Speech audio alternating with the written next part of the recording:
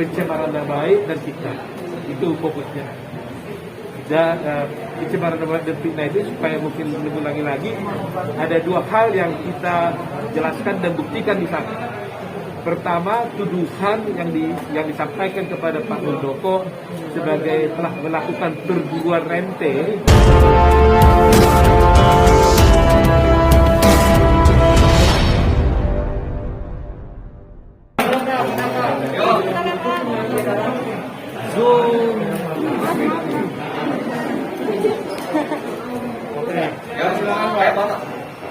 Baik ya.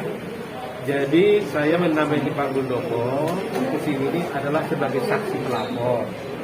Karena beberapa waktu yang lalu kita kan sudah membuat laporan namanya LP.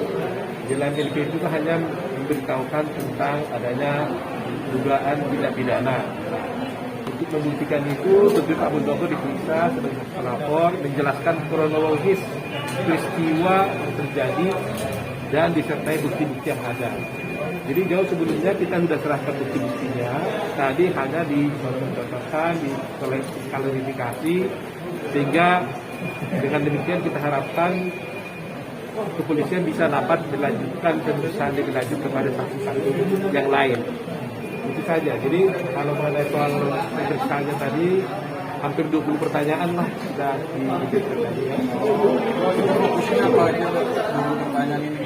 Fokusnya itu adalah untuk membuktikan bahwa betul-betul ada peristiwa tindak pidana dugaan pencemaran nama baik dan fitnah. Itu fokusnya. Dan pencemaran nama baik dan fitnah itu supaya mungkin mengulangi lagi, ada dua hal yang kita jelaskan dan buktikan di sana. Pertama, tuduhan yang disampaikan kepada Pak Muldoko sebagai telah melakukan perburuan rente. Artinya berburu rente itu kan mencari untung ya, itu tidak benar. Ya, itu satu. Jadi perburuan rente dalam peredaran informasi itu pertama. Kemudian ada juga tuduhan kepada Pak Muldoko tentang bahwa Pak Muldoko dituduh melakukan ekspor beras, ya, bekerja sama dengan PT Norpe. Nah, itu juga tidak benar dan itu kita jelaskan dan buktikan tadi di sana. Nah, dalam rangka membuktikan itulah Pak Muldoko hadir di sini diperiksa sebagai pelapor. Jadi sebagai warga negara yang baik tentunya Pak Muldoko itu datang. Jadi tidak ada istimewa lah, tidak ada privilege untuk itu. Pak, pemeriksaannya dari jam berapa sampai jam berapa? Kan lebih kurang 1 jaman. Ada barang bukti baru yang lebih kurang diberikan? 1-2 jam ya. Ada barang bukti baru yang diberikan? Enggak, jadi kebetulan memang kita sebagai lawyer sudah memasukkan buktinya. Waktu pertama kali kita lapor, bukti-bukti itu sudah kita masukkan semuanya. Jadi tadi karena dengan dasar bukti itulah, maka tadi polisi mencocok-cocokkan semua, ya, mengklarifikasi bukti itu dengan Pak Muldoko kebenarannya kayak apa, ya, karena ini kan tidak pidana ITE, ITE, sehingga kan tentunya mereka kan ada teknologi untuk bisa membuka tentang website dan sebagainya di sana kan. Ada juga mengenai melalui YouTube, sehingga itu harus dibuka YouTube-nya. Dan tentunya nanti lebih lanjut kami juga harus mengajukan saksi-saksi yang membuktikan bahwa siapa saja yang pernah melihat bukti-bukti itu, yang melihat YouTube-nya, yang melihat website-nya. Nah, nanti kami akan mengajukan saksi juga di samping ini lagi. Berapa Pak jumlah saksi yang diajukan nanti Pak? Ya mungkin 2-3 orang ya yang kita bisa ajukan dari pihak kita, dari pihak Muldoko yang melihatnya. Tiga ini ahli semua atau gimana? Enggak. Kalau ahli itu urusan daripada penyidik lah ya. Kita hanya menyerahkan bukti-bukti bahwa kita melihat benar terjadi perbuatan pidana karena ada peristiwa itu. Jadi kita menunjukkan bahwa pada tanggal sekian, umpamanya ada berita di YouTube menyatakan bahwa seseorang melakukan seperti ini, ya kira-kira gitu ya. Jadi itu semua harus dibuktikan. Karena kalau pihak dari yang kita laporkan itu kan menyatakan sesuatu kan tanpa menyebutkan bukti-bukti. Kita mau melaporkan sesuatu harus mengajukan bukti-bukti, ya kan gitu. Itulah yang kita sampaikan hari ini. Sejauh ini unsur pidananya menurut kesimpulan sementara polisi sudah masuk. Kalau polisi kita nggak tanya lah ya. Tapi kalau dari kita yakin ya, itu telak lah ya bukti-buktinya ya, karena peristiwa.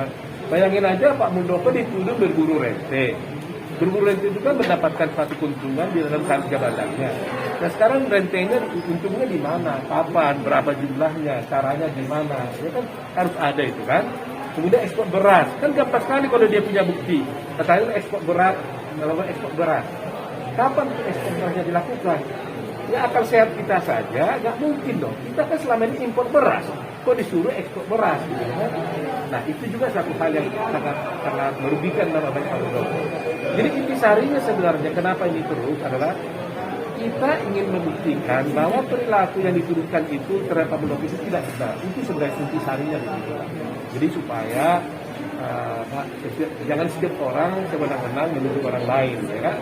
Kita menghormati kritik, kita menghormati demokrasi, tapi jangan sekali-kali demokrasi disalahgunakan untuk kepentingan yang merugikan pihak orang lain. Itu aja Pak. Ya? Upaya penyelesaian di luar pidana, Pak. Bagaimana? Upaya penyelesaian di luar pidana sudah tertutup sama sekali. Ya, kita kan melapor. Karena kita yang melapor ya tentunya kita nggak ada signifikan seperti itu, ya kan? Ya memang karena menurut polisi kan mereka belum dipanggil juga kan terlaporkan kan. Kita lihat aja nanti bagaimana selanjutnya.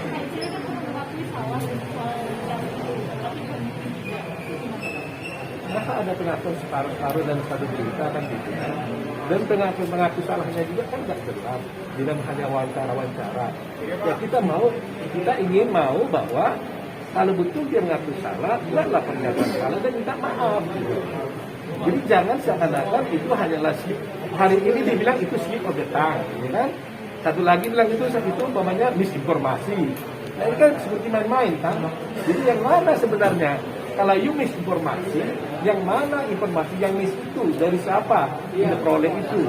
Kalau bilang salah ucap ya, yang ngomong salah itu siapa? Ini kan lawyernya kan berganti-ganti ngomongnya berbeda-beda. Jadi rasanya kita merasa jadi termainkan gitu. Jadi nggak serius lah. Saat ini kan urusannya serius. Maaf tidak menghapus pidana kan? Ya, kemudian bang tidak pidana. Pada waktu itu, waktu kita somasi, Pak Muldoko kan simpel saja. Dia yang mengatakan bahwa kalau you merasa tidak punya bukti dan you merasa salah, ya cabut saja pernyataannya dan minta maaf, saya maafkan. Kan Pak Muldoko bilang gitu. Ini cukup bagus kok Pak Muldokonya. Saya nggak Pak Muldoko nggak neko-neko, dia cukup bilang kalau itu nggak benar, cabut dan minta maaf, selesai. Nah itu pun nggak dilakukan. Jadi bagaimana kita mau berdiam diri, ya kan? Jadi kalaupun Pak Muldoko ini melakukan laporan ini sebenarnya sudah terpaksa sebenarnya melaporkan ini. Tidak ini hal yang tidak diinginkan oleh Pak Muldoko sebenarnya. Tapi kalau dia tidak terus laporkan berarti benar dong tujuan mereka ini, ya kan? Jadi ya itu ada choice gitu kan. Kami selalu berpendapat bahwa pidana itu adalah ultimum remedium, gitu. Upaya terakhir daripada fatwa. Itu sebabnya sampai 3 kali kita ajukan somasi. Kenapa? 3 kali maksudnya supaya panjang waktunya ada kesempatan buat mereka untuk mencabut dan minta maaf. Ternyata setelah begitu lama kita tunggu, tetap juga tidak bisa tercapai.